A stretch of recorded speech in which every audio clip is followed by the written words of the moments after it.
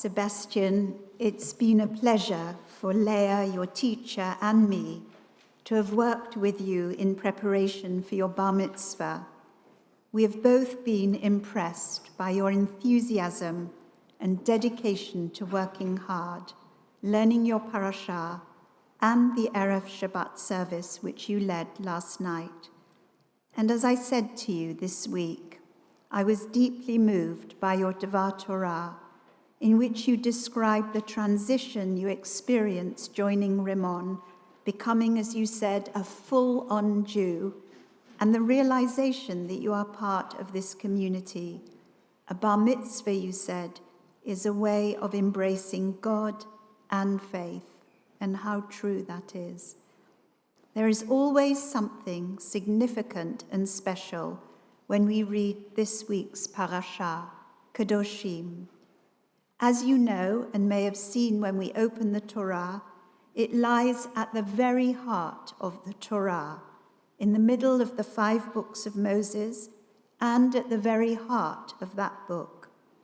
As you said, Sebastian, it's a reworking of the 10 Commandments, and you can draw a parallel between every one of the laws that you read in Kedoshim so well this morning, and each one of the 10 Commandments in the 2 versions in Exodus and Deuteronomy.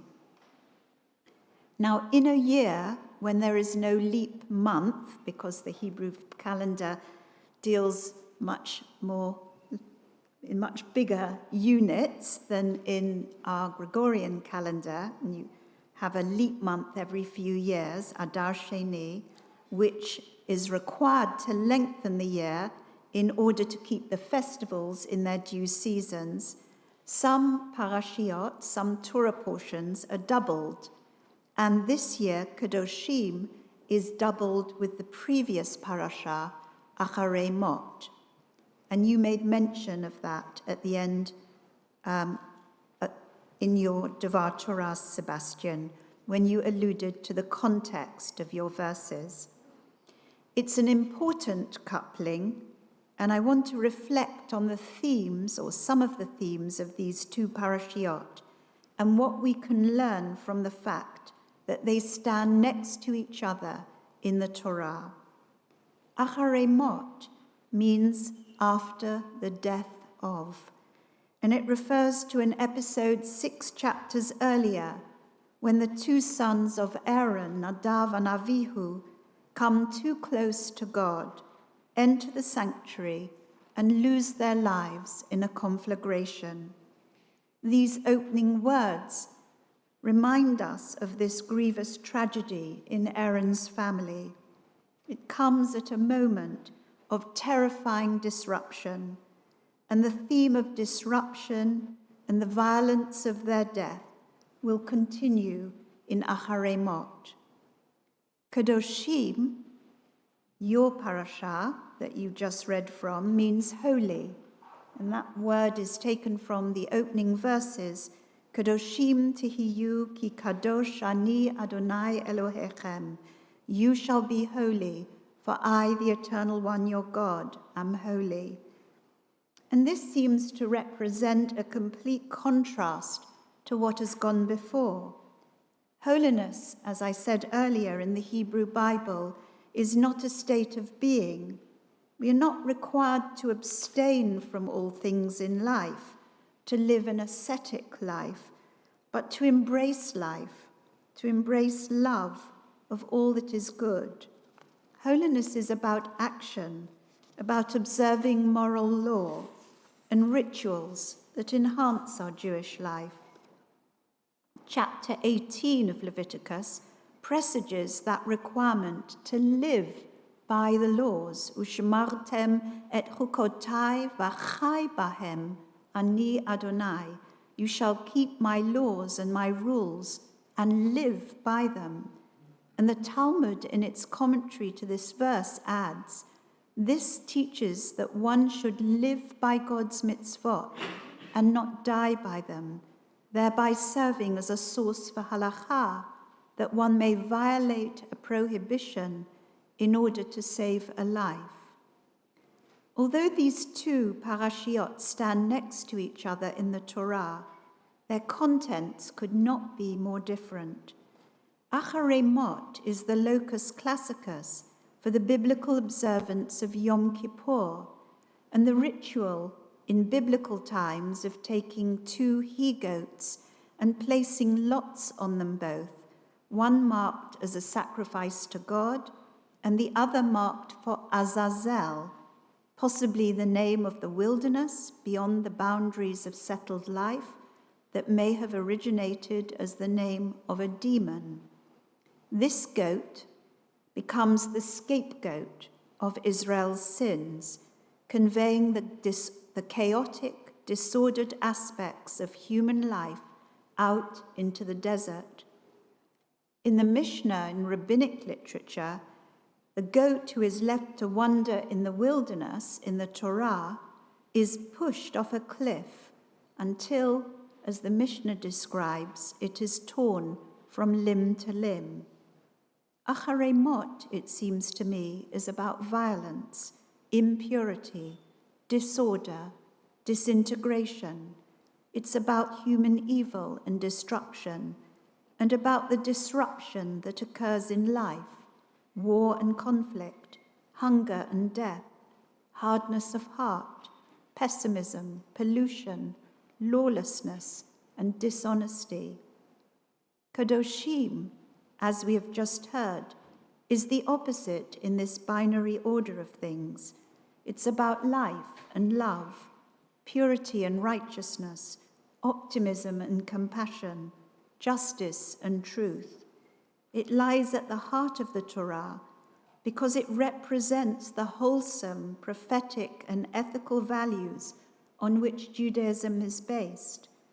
The concept of holiness with which this parasha begins is translated into legal terms from being to doing, reverence for parents, integrity in worship, sharing one's harvest with the poor, not stealing, honesty in courts of law, paying your employee on time so that they don't go hungry, taking care of those who are disabled, not taking vengeance.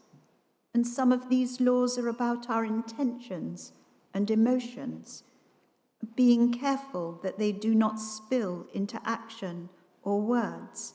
Do not hate your kinsfolk in your heart. Don't bear a grudge. And I sat down to look at the contents of each of these parashiot and considered their oppositional themes of life and death, love and violence, purity and impurity, wholeness and disintegration, goodness and evil, compassion and pitilessness, injustice and justice. The binary nature of these themes seem too neat, unrealistic, and even dangerous in their categorization. Evil and disorder are part of the world system. There is a tragic element in human existence. Death is part of life. Disintegration is part of creation. Disruption is sometimes necessary in a pathway towards living well.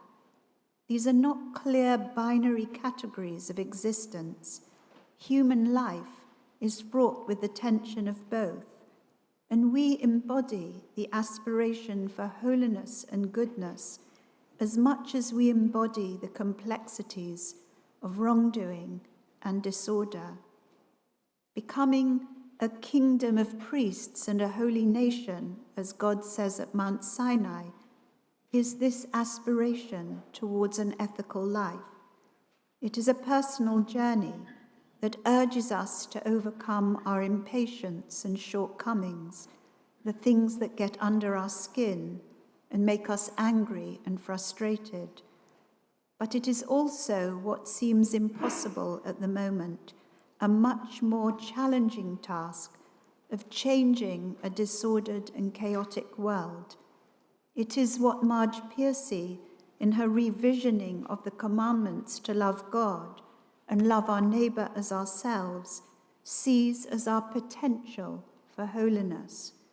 teaching our children to act and speak with integrity, embracing what is good in life, including that embrace of ourselves, finding confidence in ourselves. For it is only in being for ourselves, as Hillel expressed it, that we find the capacity to care for others, the stranger, the poor and vulnerable, the hungry, the victim of war or violence. Heaven and earth, says March Piercy, watch whether we choose life or choose death. We must choose so that our children's children may live. This is what Judaism requires of us, an obligation to transcend the pessimism and hopelessness of our time and embody love, embracing life for our own sake and the sake of the generations that will come after us. Sebastian, thank you for your reading and interpretation of the Torah portion today.